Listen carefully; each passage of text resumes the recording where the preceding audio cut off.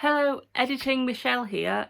I'm literally at the end of the video and I've just realised that I spend a good half of the video not looking at the camera or not looking at the screen. I do apologise about that. I thought I was looking straight ahead, but actually looking at the angle where I was stood and what is over there, I was looking at boxes. I apologise.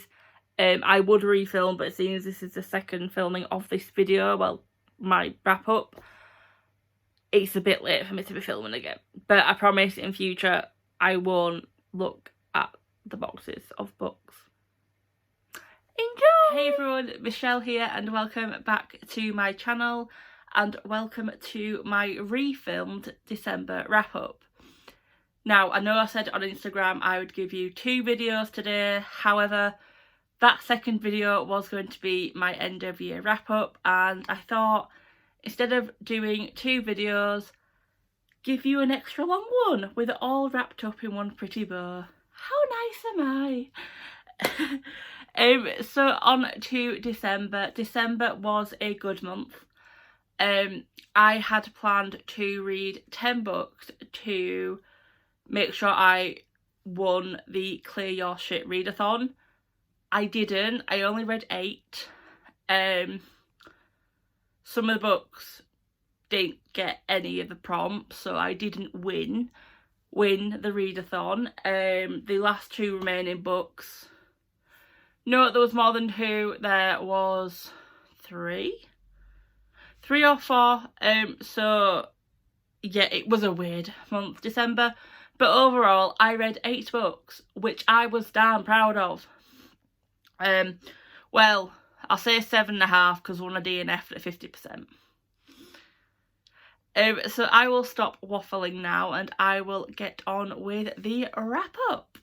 So the first book I read in the month of December was The Chain by Adrian McKinty. You are following a mother whose daughter is kidnapped and she receives a call basically saying, she's been kidnapped, we want X amount of money before we think of releasing her. Oh, but you also need to kidnap another child, so then we'll definitely release her. It's all part of this chain. Basically, it's like a blackmail plot type thing where they make a parent kidnap a child, they ring them and they say, oh, we got your child, you need to kidnap someone else who's got a bit of money and we need this amount of money from you. I didn't like, well, it was a good book. It was 3 stars. I didn't understand how people thought it was scary. And the ending I saw coming a mile off. Now, on the scary side of it, maybe it's because I'm not a parent and I have, touch wood, none of my nieces or my nephew have ever gone missing or been kidnapped, so I don't have to have that. I don't have that fear and the background, but it was just kind of like a, do you really, honest to God, think they were gonna kill your child? I know at the end you did, but seriously, your child was kidnapped from a bus stop. I'm pretty sure there's cameras. Also, that state trooper was just killed, or her, I can't remember. Do you not think if you'd have rung the police, they'd have put 2 and 2 together and realised who it was? And the whole, oh, luckily there's houses over there that are empty halfway through the year. So your child has kidnapped in there. And you kidnapped the wrong child, oh, but we'll keep this one. Despite the fact she's got a peanut allergy and we haven't done any research on that. No, peanut allergy, that's deathly. We haven't done any research, but we're going to keep this child. And it was pigging obvious the second you read that the head of this chain organisation was looking into the father of your child, that she was going to be the new bloody girlfriend. I'm sorry, it would just... I know when you read, it's not all books are set in real life and they're not realistic. Oh, but good gosh. If you're gonna do a scary book with a secret organisation that no one knows about, don't make it so friggin' easy for the police to get all the evidence at the end of the book. I'm sorry, but yeah, 3 stars. The next book I read was one of my highly, highly, highly anticipated books of the year, and that was The Cousins by Karen M. McManus. I gave this book 4 stars. I love Karen's work. I've always loved Karen's work. I don't see a time where I'm ever going to not love Karen's work. I'm going to put that out there. In this book, you follow 3 story cousins who 24 years ago, their parents and aunts and uncle were all disowned by their grandmother with a simple phrase, "You know what you did." Like I said, it's 24 years later, these 3 grandchildren are all 18, and they suddenly get a letter from their grandmother saying, come to the family estate on this like private island type thing in America. I'll get you a job, you can come spend some time with us. They agree to do it because admittedly their parents want some money, and 2, they want to know what actually happened all them years ago. When they get there, their grandmother has no idea who they are, why they're there, who's invited them, and there's this kind of secrecy, and you see them trying to figure out what's happened. It was a good book. It was a really, really good book. Some of the twists, like, so the first big twist about one of the grandchildren, obvious, kind of. But the rest of the twist, it was kind of like, okay,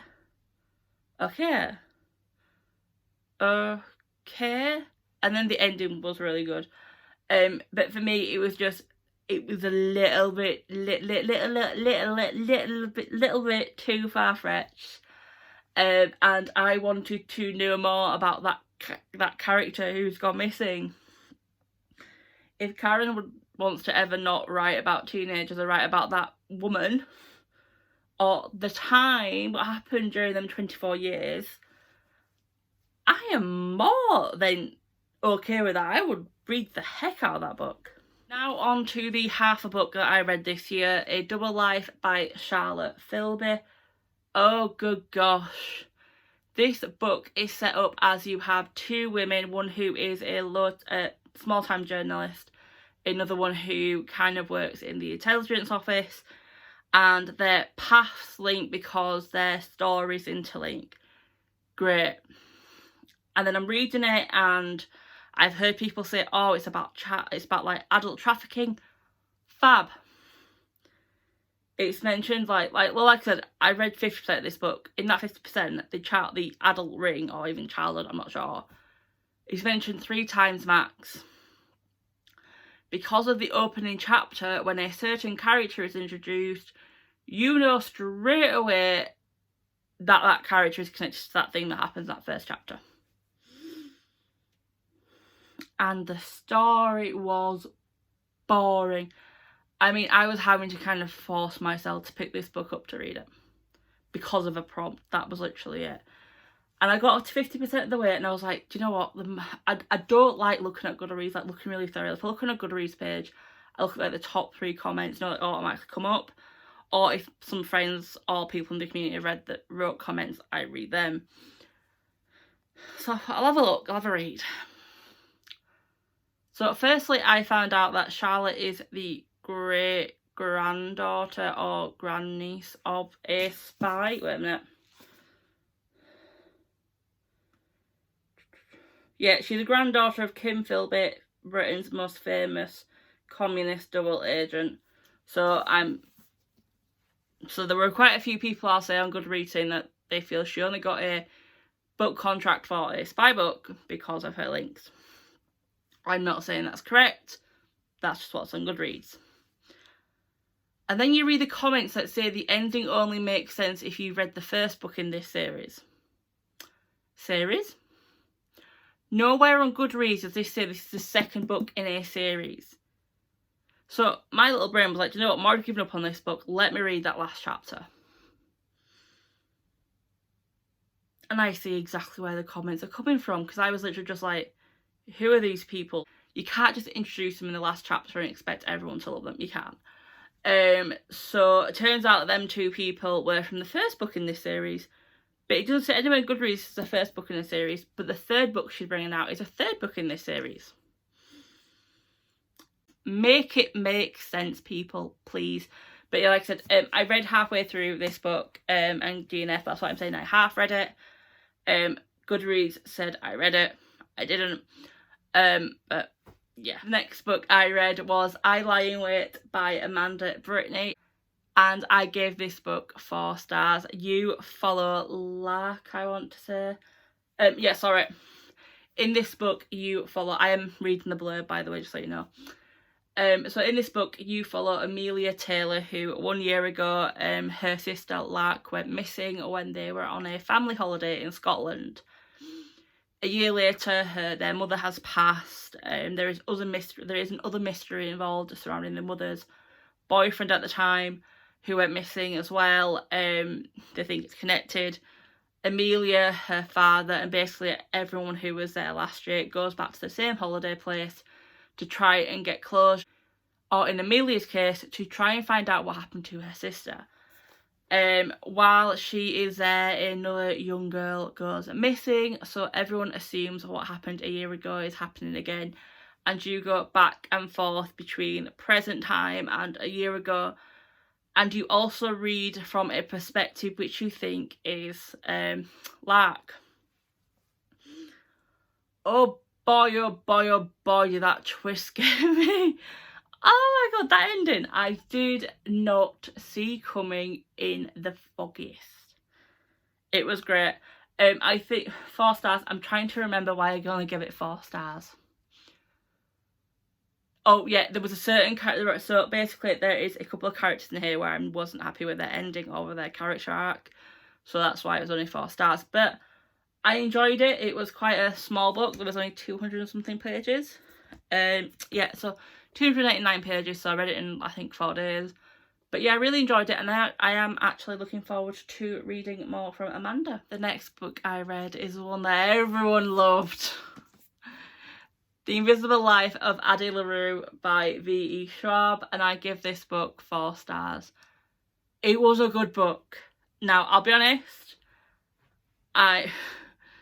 do I say what happens? Yeah, basically, the synopsis for this book is you follow Amelia, who was born in like the 1700s, runs away from her quite obviously forced wedding, and finds a guy in a forest who's like, yeah, I'll grant you this wish, but give me your soul at the end of it. And the wish is basically that she lives forever, and yeah, she lives forever. She didn't have to eat, she didn't have to drink, she never gets injured or anything, but everyone instantly forgets who she is when she walks away from them. And then you get to 2014, if I remember correctly, and she walks into a bookshop and a guy remembers her. So you see kind of 2 relationships. You see Amelia's relationship with the person who gave her this wish, who is apparently older than the devil, but I'm just calling the devil. And you see that relationship develop, and then you also see Amelia's relationship with Henry develop. I love Henry. I do. Henry, I just want to give him a hug and say it's okay, because we've all, well, I don't know if all, but a lot of people have been where Henry's been, and having the feeling of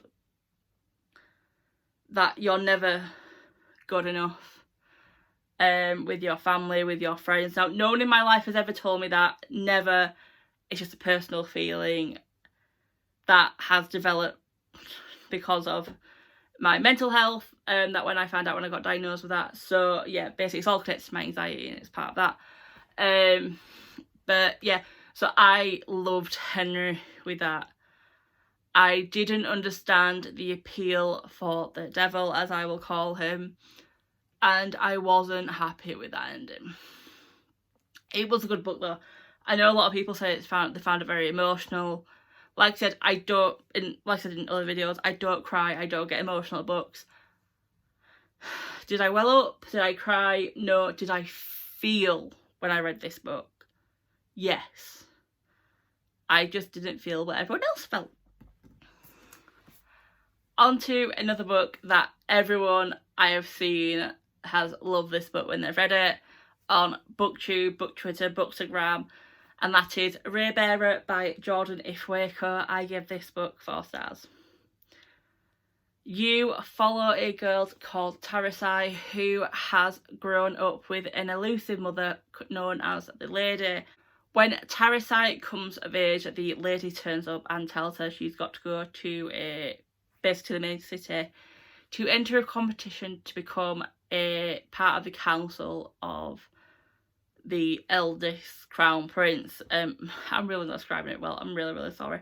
And she's kind of like, oh well, when you connect to him and you love him and you're part of this council, I want you to kill him. And you find out why Tarasai has to do that pretty early on, which I liked. And you see, because Tarasai is quite young when she goes with these other children to this competition, and I like that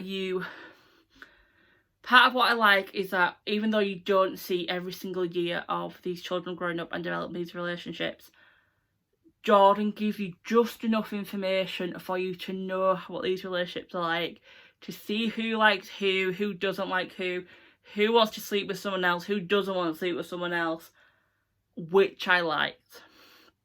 I liked it a heck of a lot.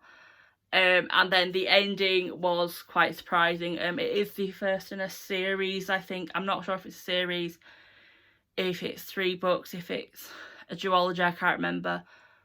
But yeah, I know when I finished this, I was like, it's a 4 stars, but I can't say why it's 4 stars. Yeah, I'm going to be honest. There were some points I didn't like. I'm going to try and not spoil it. There were some points which were obvious and I was like, yes. I ship the ship, people. I ship the ships. I should say the 2 ships. I ship them a lot. So yeah, it was just it's a bit like I Lie in Wait. There were just some character stories and arcs where I was a bit like, But hopefully when the second one is released, whenever that is, I've checked on Goodreads, I can't find a date. There's nothing on Waterstone, so I don't think it's been announced yet, but I will be picking up a sequel. Hopefully I will like it as much as this one, and I will like the character stories and arcs. The next book I read just carried on the Christmassy spirit that was a little bit lost this year, let's be honest. All I Want for Christmas by Beth Garrard. I give this book 5 stars. I love this book. I love it. I love it so much. That's not a good angle, Michelle. It's just so feel good, and you know what's going to happen, but you just love it. So basically, I call this the YA version of the Holidays film with Cameron Diaz and Kate Winslet.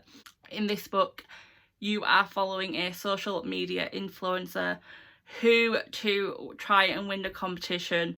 To win this competition, she swaps lives with, well, not lives, she swaps living accommodations with one of her British fans who ends up living in the same village that the influencer's mother lived in when she was younger, and the parents are best friends. So basically they swap lives through there, and things happen, and it develops the way you think it was. But oh gosh, I loved it. It was such a good feel-good book. It was kind of what I needed after let's be honest, not a great Christmas. I saw Family, it just wasn't the same. So yeah, 5 stars. I love this book so much. And the last book I read in 2020 was The Broken Wish by Julie C. Dow, and I give this book 3 stars. This is a good starter book to a fairy tale retelling series. It's basically like a series of books of reimagined fairy tales that follow one family and one curse, and this basically sets it all up. Yeah, can I say much? Well, yeah. The main character in this is a girl called Elva who basically is only alive because her mother made a deal with a witch and went back on her deal. And Elva now has powers, and her parents are telling her keep them down, don't tell anyone, don't, do things, and she finds a witch and she develops her powers because it looks like her younger brother has powers. And basically the following books are from this family and witches' descendants. It felt very rushed, I'll say, which I'm not surprised by. Sorry, I just have to say that cover is beautiful. I'm not surprised by that because, like I said, it's a good starter book to a series. It gives you all the information you need to know to read the rest of the books. And I think because it felt like a starter book, I couldn't give it more than 3 stars. The majority of relationships are very well developed. For Elva, it was, for me, I think it was more Matilda the witch. The witch's side where, or is it Matilda or is it Matilda? Yeah, Matilda. Or Mathilda, I think. I don't know. It's M-A-T-H, so it's either Matilda or Mathilda. I think it was very much her relationship with others that I felt was a bit of a, here's some information, just accept it. Which, again, kind of let it down for me. But like I said, 3 stars, a good starter book. I will be carrying on the series because I think, basically I've read the synopsis for the next 12 books in this series because they're all done by different authors. So Julie C. Dow did this one. The next one is by Donielle Clayton. And then it's J.C. Cervantes. And then finally L.L. McKinney. I will be carrying on with this series. I just wish this book didn't feel like such a starter book. So behind me are all 8 books that I read in December, and now I've done that, time to go on to my end of year wrap up. 2020 was a good year for reading for me. So initially my Goodreads goal was to read 50 books. I smashed that by the first week of July. Sorry, the second day of July, I should say, because of coronavirus, and because I was working from home so much and the way my work kind of slowed down a bit, there was a lot of times where at lunch I was taking a full lunch break because I didn't have to catch up on work. I didn't have to make sure something was done. People from work probably watch this, but it's probably obvious. You'd get to like half hour of a day and it'd be like, I've got half an hour. I'd still be answering emails and messages, but there wasn't a lot, so I could read. So basically, yeah, I smashed. And because I couldn't go on holiday or anywhere, like normally I'd go to my friends in Lincoln, or we were meant to go on a family holiday to a caravan. Because that didn't happen, I ended up having a lot of time off for the month of July and throughout the year. So because of nothing else to do, I read. So I upped my Goodreads target. You'd probably think, yeah, 200. No, 220. So basically I struggled with my target last year, which was 60 or 70, and I thought, why not just up it to 120? I didn't reach it, but I'm not that upset about it. I read 113, well 114 according to Goodreads, but 113 books, which is frigging good, especially considering that I read 19 books in July. Wow. So yeah, so I read 114 books. I can't remember how many pages or words, I do apologise, but according to Goodreads, Sense and Sensibility was the most read book from everyone else around the world that I've read. Do you know what I mean? And it was All I Want for Christmas, which was the least popular book, which I was quite surprised by because it was practically all I saw from at the end of November and beginning of December on BookTube, Book Twitter, Bookstagram was All I Want for Christmas. Yeah, I'm going to insert my screen recording now of the books I read.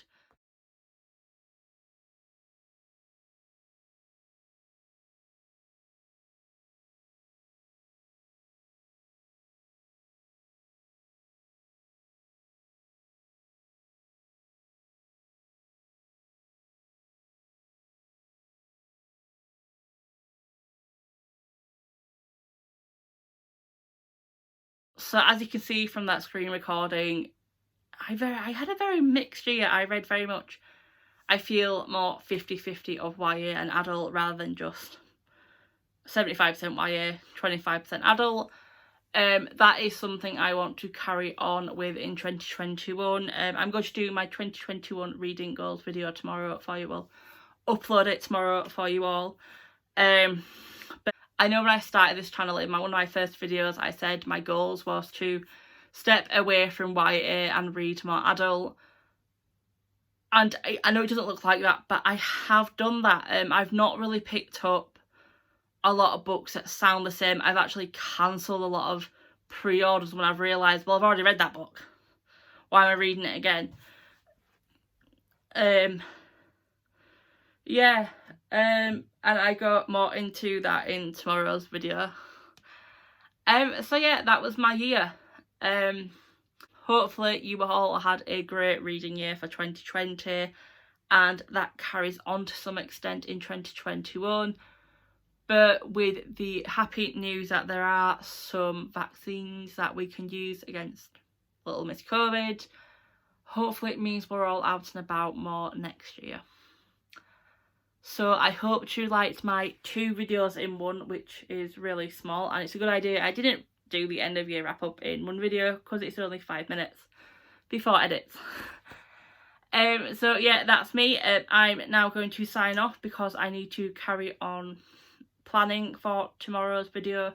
I need to edit this, I need to upload this.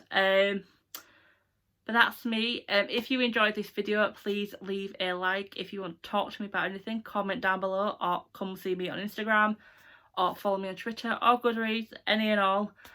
If you are new to my channel and you've never seen any more of my videos but you think you want to see more from me, please subscribe. The button is down below. If you think there are any of your friends or family or colleagues may like my videos, share. And until tomorrow, bye guys.